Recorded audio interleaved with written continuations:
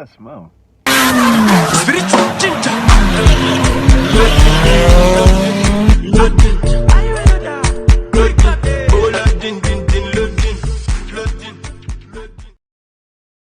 Hello and welcome, this is Jay with Authentic Auto.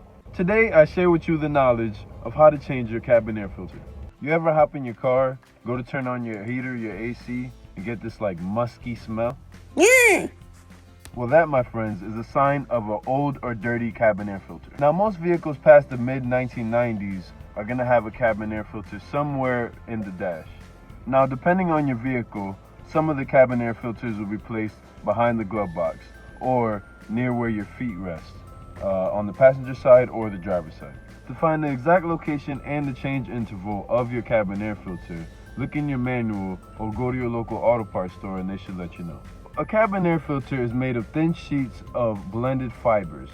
Now these blended fibers are meant to trap dirt and pollen in your vehicle as the air circulates. So in short, it cleans the air inside your car.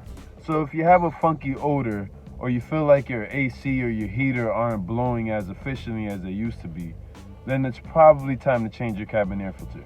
Now, on average, most vehicle manufacturers recommend you change your cabin air filter every 12,000 miles or every year. Or as a general rule of thumb, you can change it every time you change your engine air filter. Stay tuned for our next video on how to change your engine air filter. Once you've gone to your local auto parts store, you've got your cabin air filter. Now let's go ahead and throw it in. Now, most of the time you'll need nothing more than a screwdriver or a small prying tool. Before you pull out your cabin air filter, it's always good to put down a garbage bag or some type of rag so that you can catch any of the dirt that falls out. For today's demonstration, we have a 2017 Nissan Versa. I'm going to show you how to take out the cabin air filter and replace it. Alright, so on this vehicle, the cabin air filter is located on the passenger side behind the glove box.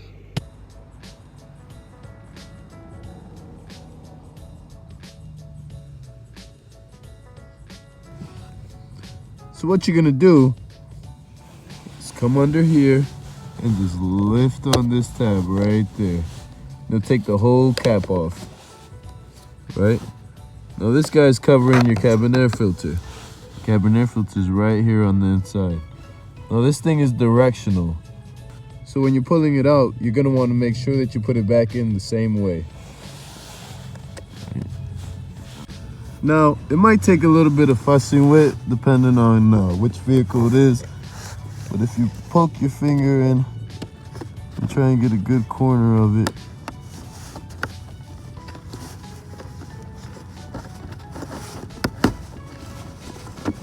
you go ahead, you can get it out. As you can tell, it's like a accordion style.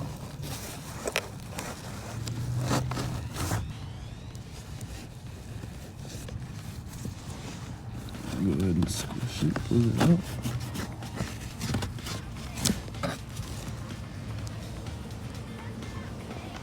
There she is. Ooh, now that thing is pretty dirty. Now, like I said, these things are directional. The air flows from one side to the other.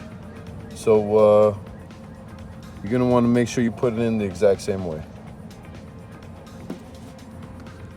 Now, for this one in particular, when you're putting it back in, you're gonna wanna make sure that you kinda squeeze it a little bit at the top because the hole is actually smaller than the width of the filter right here. So you kinda wanna slim the profile, get it into the hole one way, and then kinda just keep on shoving it in from the other side. Now, don't be scared. These things are flexible. They're meant to be, you know, twisted and turned. That way they can get into the small crevice that they live in. All right, now as you can see, I got the front part squeezed. Let me show you guys again, just so that you can see, get a good look at it. I squeezed it. I have it halfway in the hole, and I kind of just push the top part in. There we go, and kind of feed it in there. Same thing, push down from the top, tuck it in.